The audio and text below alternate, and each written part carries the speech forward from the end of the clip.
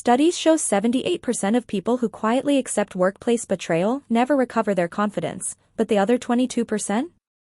They walk out and never look back. So what happens when a man gets replaced by his boss's ex on a Monday morning, hands in his resignation by lunch, and then discovers a secret that night that flips the entire power structure upside down? Stay with me. Because by the end of this story, he's the one being begged back. The greenhouse glass was sweating when Ethan walked in that Monday morning, and the air smelled the way it always did at 6 a.m., wet bark, peat, the faint copper tang of the misting pipes. He set his thermos on the potting bench, rolled his sleeves to the elbow, and reached for the secateur the way other people reached for their phones. The cymbidiums needed deadheading. The Phalaenopsis on the south rack had spider mites. He had been at Snow Holdings for 4 years, and in 4 years he had learned that the only place inside that glass tower where no one spoke down to him was this 200-square-meter rooftop conservatory at sunrise, when the whole city below was still gray and asleep and the orchids didn't care who his boyfriend was. His phone buzzed in his apron pocket. Conservatory meeting at 9. Don't be late. No name. No greeting. Antonio had stopped signing his messages a long time ago. Ethan stared at the screen for a second longer than he needed to, then slid it back into his pocket and picked up the secateur again. The cymbidium spike snapped under the blade with a clean, dry sound, and a single petal fell into the moss like a small white tongue. He didn't think about the meeting. He thought about the orchid. He always did that, pushed the thing he was afraid of off the edge of his attention and replaced it with something living. It was a survival reflex. He had learned it in the orphanage. Auntie Mom, who wasn't really his aunt and wasn't really anyone's mom, used to tell him, boys who think too much about people get eaten. Boys who think about plants live forever. She had been a foster matron with cracked hands and a habit of feeding stray cats from her own bowl, and she had been the closest thing he had ever had to a parent until the lung cancer took her at 53. She had also, on her last good day, pressed a small lacquered box into his hands and made him swear not to open it until he was, in her words, standing in a room where they call you by your real name. He had never opened it.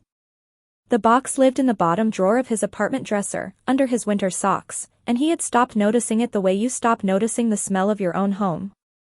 By 8:30, the sun had climbed high enough to turn the conservatory into a green cathedral. By 8:45, Lily was at the door with 2 cups of coffee and a face that meant she already knew something he didn't. "Don't go up there," she said. "I have to." He sent the message himself. "Ethan." She held out the coffee but didn't let go of it when he tried to take it.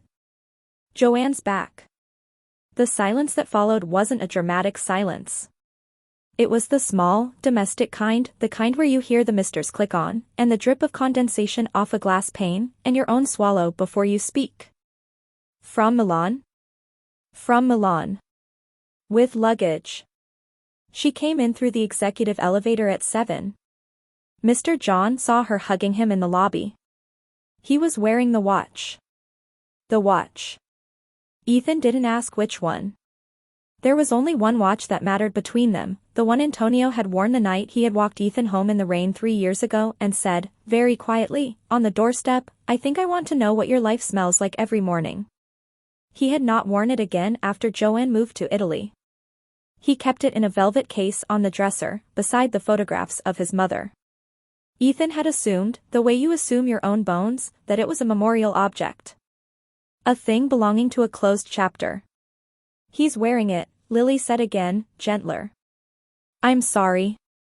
It's a watch." "Ethan." "It's a watch, Lily." He took the coffee from her and drank it too hot, on purpose, because the burn gave him something to react to that wasn't the inside of his chest. "I'll be fine. I have a meeting." The elevator to the executive floor was lined with brushed steel that always showed his reflection in the wrong proportions, too tall, too thin, eyes too dark. He looked at himself the whole way up and tried to remember when he had last looked at his own face on purpose. The doors opened to the smell of expensive coffee and a kind of cold, recycled air that the conservatory plants would have died inside of within a week. Antonio was already in the boardroom. Joanne was sitting in Ethan's chair. She had, Ethan noticed, the same posture she had always had in photographs, one ankle crossed behind the other, hand resting on the table like she had been carved there. Her hair was longer now, the color of wet chestnut. She looked up when he came in and smiled without showing her teeth. "Ethan," she said, "the way you greet a waiter you've met before." Antonio didn't stand. He gestured to the chair at the far end of the table, the one nobody sat in, because nobody ever wanted to be that far from him. "Take a seat." He took the seat. The Snow Holdings expansion brief was already on the screen. Ethan had written most of it himself, the conservatory wing, the rare species acquisition strategy, the partnership pitch to the Greenshade Estates Botanical Group. 6 months of work. 170 pages. He recognized his own footnotes the way a mother recognizes her child's handwriting on a school form. "As of this morning," Antonio said, eyes on the slides, not on Ethan, "Joanne will be taking over the conservatory portfolio." He said it the way he said coffee, black in the mornings. Flat. Already past it. Ethan didn't move. He felt the cold start behind his sternum and travel up under his jaw, the slow, metallic taste of being unpicked in public. "Joanne has a master's from Milan," Antonio went on. "She's better suited to lead the Greenshade negotiation. Ethan, you'll continue handling the day-to-day cultivation. Reporting to her." Reporting to her.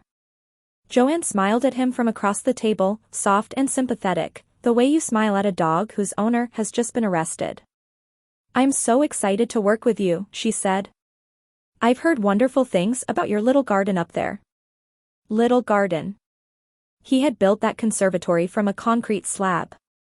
He had personally sourced 11 of the rarest orchids in the building.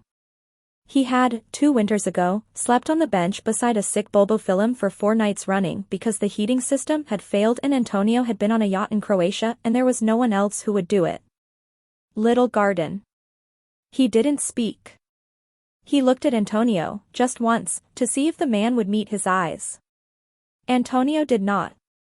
He was scrolling through the agenda on the tablet in front of him, jaw tight, and Ethan understood, not in a flash, but slowly, the way ice forms, that this had been decided before the message at 6 a.m. probably last night. Probably while Ethan had been at home cooking dinner for one and waiting for the door that didn't open. "Any questions?" Antonio said. "No," said Ethan. "No questions." He stood up. Joanne started to say something polite. He didn't hear it. He walked out of the boardroom, down the brushed steel corridor, past Mr. John who looked at him with a face that already knew, and he took the elevator back down to the conservatory floor, and he went into his small office behind the orchid racks and he closed the door, and he sat on the edge of the desk, and he did not cry. He typed the resignation letter on his phone in 7 minutes. Sent it to HR, to Antonio, and to Joanne, in that order. He CC'd the building's facilities manager so there would be a record. He logged out of the company server. He took the photograph of Auntie Mom off the wall and put it in his bag. He left the rest. The conservatory door shut behind him with a soft pneumatic hiss, and that was the sound, that was the one he would remember, that ended the 4 years of his life he had spent loving a man who had been waiting, the entire time, for someone else to come back from Milan. He didn't tell Lily. He didn't tell Ching. He took the long way home, on foot, through the part of the city where the trees still grew through the pavement, and he stopped at the small Vietnamese place on the corner of his street and ate a bowl of pho he didn't taste, and when he got back to his apartment the sun was already low, and his answering machine was blinking with a single red dot. He pressed play, expecting Lily. It was not Lily. It was a voice he didn't know, old, careful, with the soft formal vowels of someone who had been trained in another century. "Mr. Reina," the voice said, "forgive the intrusion. My name is Havers. I am calling on behalf of the Greenshade Trust. We have been searching for you for 19 years. Please return this call at your earliest convenience." Then a number. Then a click. Ethan stood in his kitchen in his coat with the lights off, and the only sound in the room was the soft hum of the refrigerator, and he understood 3 things at once, that no one in his entire adult life had ever called him Reina, That the lacquered box in the bottom drawer of his dresser had a key taped inside the lid that he had never tried in any lock, and that Antonio Snow's company had spent 6 months trying to negotiate a partnership with the Greenshade Botanical Group, and the negotiation had stalled, repeatedly, on the signature of a single private trustee who had refused every meeting. The refrigerator hum went on. He did not pick up the phone yet. He went into the bedroom, opened the bottom drawer, and lifted the box out from under his winter socks. The lacquer was still cold from the wood. He set it on the bed, sat down beside it, and stared at it for a long time. Standing in a room where they call you by your real name, Auntie Mom had said. He pried the lid open with his thumbnail. Inside was a single small brass key, taped to the underside of the lid exactly as he had remembered, and beneath it a folded square of paper, brittle at the edges, that had once been a page torn from a leather ledger. The ledger page was a birth record. The name on it was Rhina Greenshade. The date matched his own birthday. The mother's name had been blacked out with old ink. The father's had not. Ethan read the father's name 3 times before he understood what he was reading. Then he read it once more, just to make sure his eyes were not lying, and then he set the paper down on the bed very carefully, the way you set down a thing that might still be alive, and he walked to the window and pressed his forehead against the cold glass and breathed out, and the breath fogged the pane, and through the fog he could see the lights of the Snow Holdings Tower across the river, and the corner office on the 42nd floor was still on. He picked up the phone. He dialed the number. Havers answered on the second ring, and the old, careful voice said, "Mr. Rhina. Thank you for calling. We have a great deal to discuss." "You have the wrong person," Ethan said, because it was the last honest thing he was sure he could say. There was a pause on the line. A small, kind pause, the kind a doctor takes before delivering a diagnosis to someone who already suspects. "Forgive me," Havers said. "But I do not. I held you on the day you were born. Your mother named you herself. I have spent 19 years looking for the boy she gave away to the Catholic Sisters of St. Bridget's the night before she died. We did not know your foster name. We did not know you had been moved to the orphanage in the south. We assumed, for many years, that you had not survived. May I please ask you, sir, and I beg you to forgive the indelicacy, do you have, in your possession, a small brass key?" The fog on the window had spread. "Yes," Ethan said. "Thank God," said Havers, and the old voice, just for a second, cracked. "Mr. Rhina. Thank God. May I come to you tomorrow?" He did not sleep that night. He sat on the floor of his bedroom with the ledger page on the rug in front of him, and he watched the headlights of cars sweep across the ceiling and turn it into a shifting green sea, and he thought about Auntie Mom's cracked hands pressing the box into his fingers, and he thought about Antonio sliding the watch on at the lobby that morning, and he thought, for the first time in 4 years, in a voice that did not belong to a man who had just been replaced, what was Greenshade trying to sell to Snow Holdings, and why have they refused for 6 months to sign? The answer arrived at 10 the next morning, in the form of a black car and a silver-haired man in a charcoal coat. Havers was smaller than his voice had suggested. He had the soft, courteous bearing of a family solicitor from a country that no longer technically existed. He carried a leather case that looked older than Ethan's apartment building. He stood in the doorway and bowed, slightly, before he came in, a real bow, from the waist, the kind that reflexively makes you straighten your own shoulders. "Sir," he said. "Please don't. Forgive me. It is a very old habit."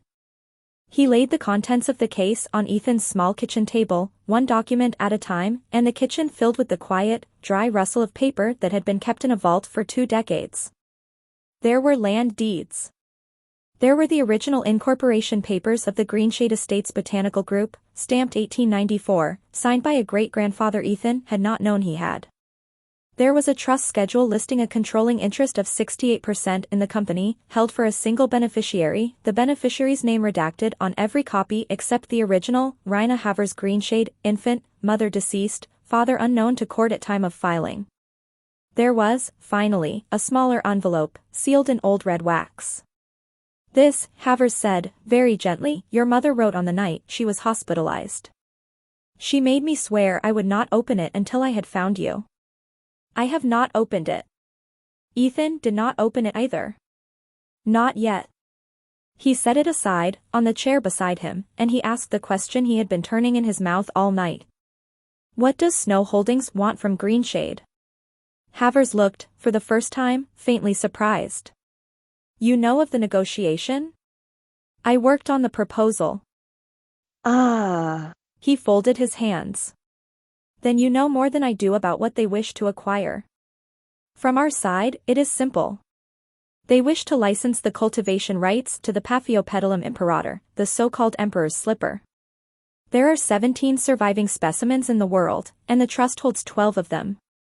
They have offered, in escalating tranches, sums that would interest any reasonable shareholder. The trustees have voted, 5 times, to accept. The deal has not closed, however, because under the founding charter, no transfer of biological property may be executed without the signature of the principal beneficiary. That signature is yours, Mr. Reina. It has been yours since you were 2 days old. It is the only signature in the world that can give Snow Holdings what they want. And without it, the negotiation is not merely stalled. It is, in legal terms, impossible. The kitchen was very quiet. Outside, somewhere, a dog was barking. How much, Ethan said, is the licensing offer worth? Havers told him. Ethan looked at the ceiling for a long moment, because he did not trust his face to keep still. Then he said, and the company itself? Greenshade. What's it worth? Havers told him that, too. Ethan realized, somewhere between the 84th and the 90th richest individual under 40 in the country, depending on how you valued private agricultural concerns, and he had spent the morning yesterday being told by his ex-boyfriend that he could continue to handle day-to-day cultivation under the management of a woman who had called his life's work a little garden.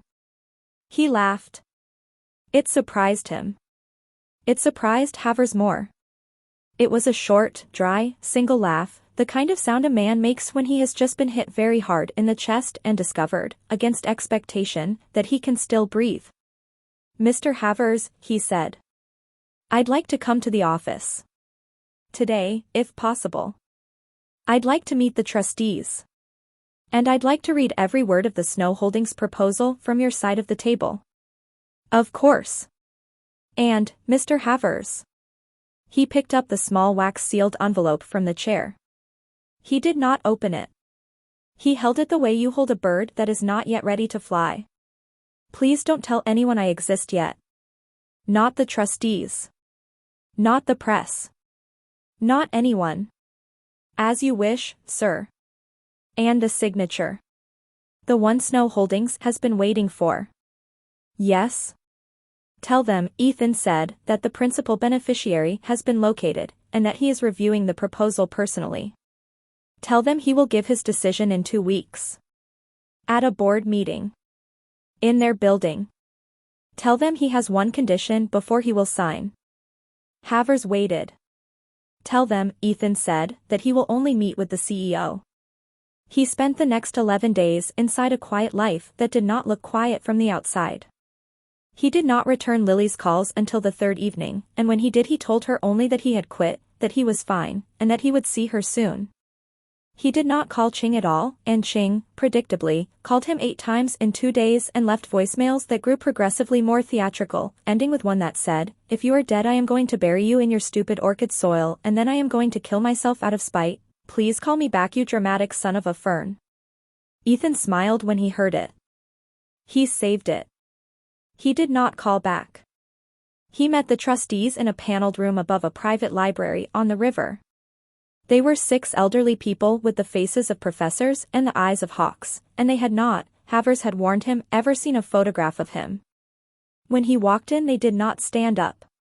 They sat very still and looked at his face the way people look at an answer that has been printed at the back of a book they have been reading for 19 years. The eldest of them, a woman in a charcoal cardigan with white hair pulled into a knot, set down her teacup, and her hand was shaking, and she said, very softly, "Oh. Oh, child. You have her mouth." He did not cry. He had not cried since the conservatory door had hissed shut behind him, and he was not going to start in front of strangers. But he sat down. He let her take his hand across the table. She did not let go for a long time. He read the Snow Holdings proposal in full that night. He read his own footnotes in the margins of a copy he had written and then watched be presented under another department's letterhead. He read the licensing terms, which were generous on paper and predatory in the small print.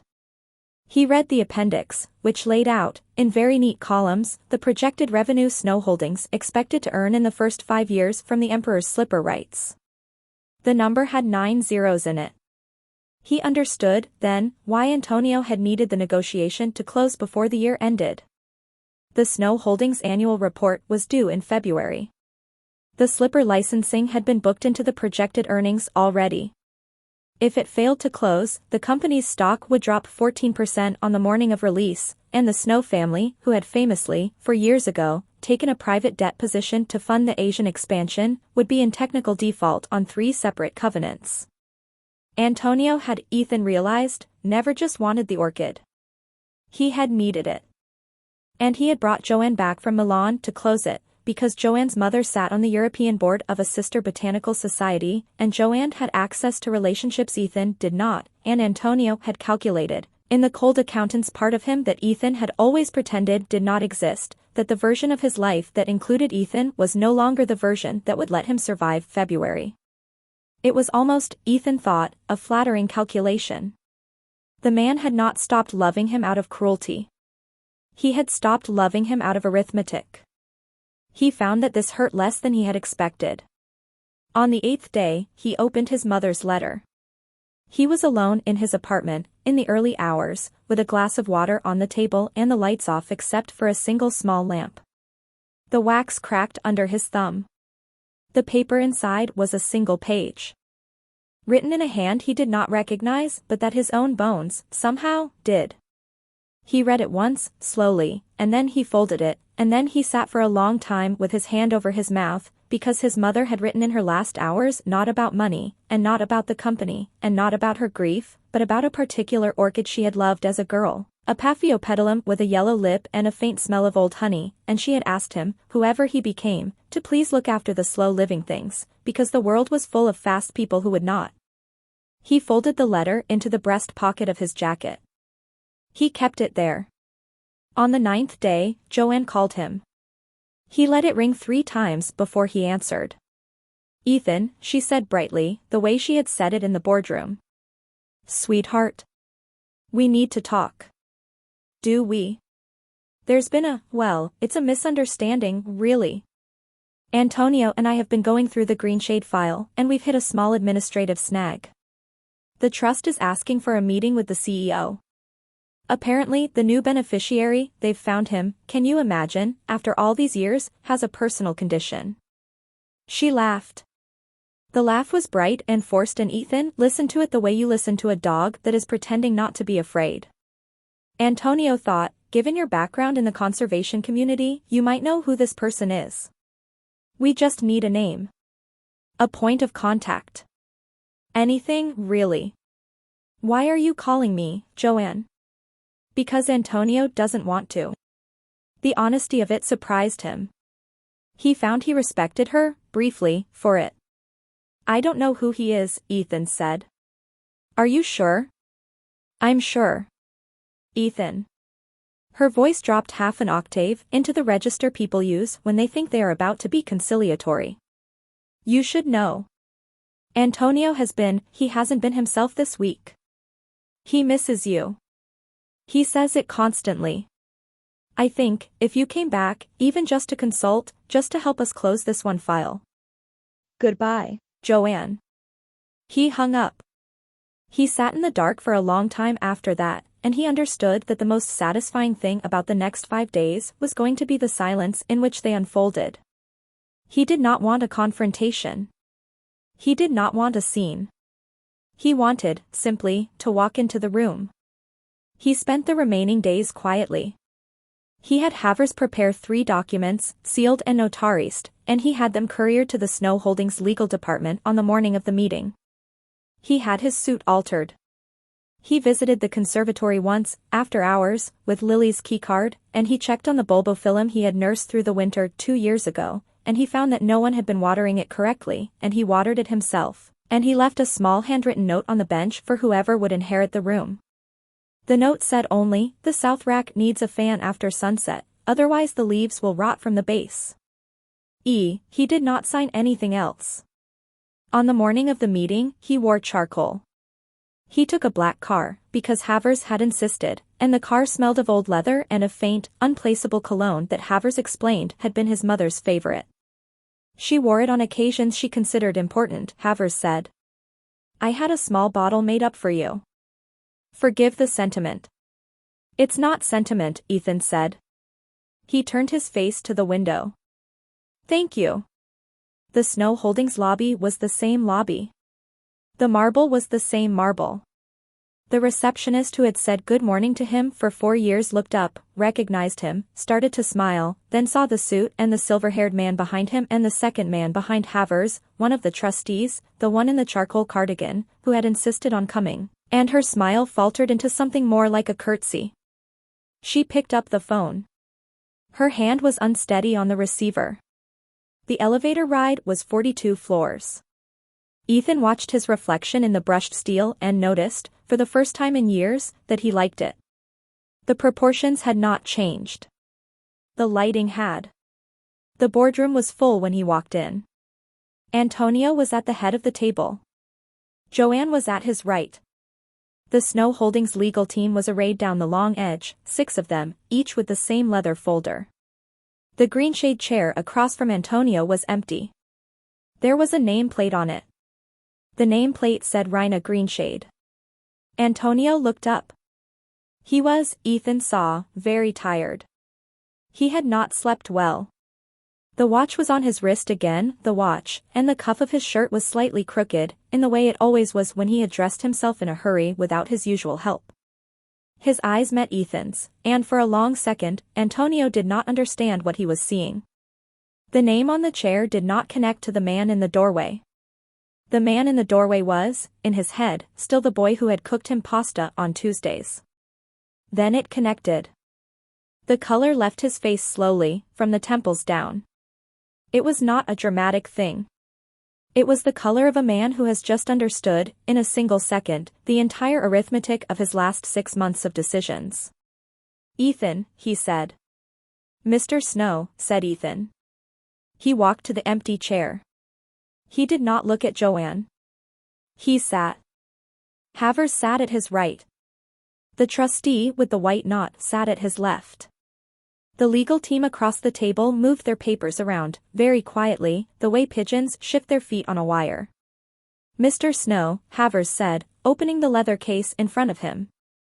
"Thank you for accommodating our request for this meeting.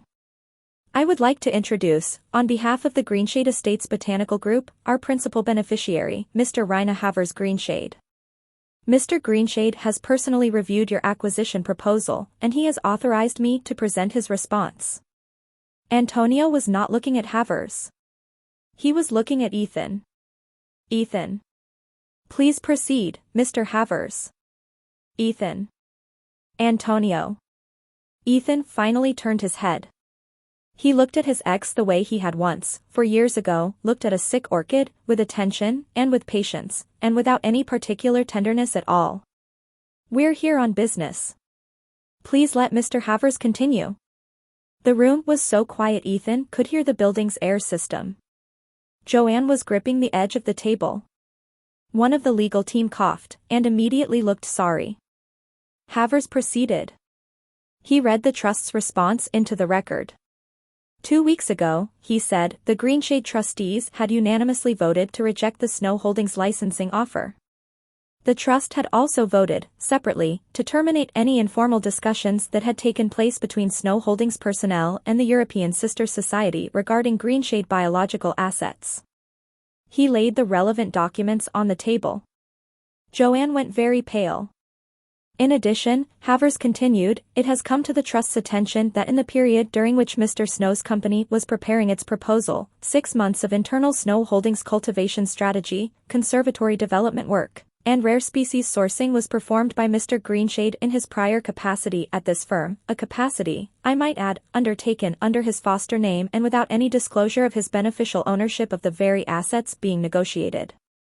The trust has been advised that under both fiduciary law and the terms of Mr. Greenshade's prior employment contract, the intellectual property generated during that period is, he paused, very politely, very precisely, a matter that the trust now wishes to discuss. The legal team across the table opened their folders almost in unison. Antonio had not moved. There is, however, a third matter, Havers said, and it is the only one that Mr. Greenshade has asked me to present personally. He slid an envelope across the polished walnut. Antonio looked at it. He did not open it. This, Havers said, is an offer. The Greenshade Trust has voted, also unanimously, to acquire the Snow Holdings Conservatory Wing, the rooftop facility on this building, at fair market valuation.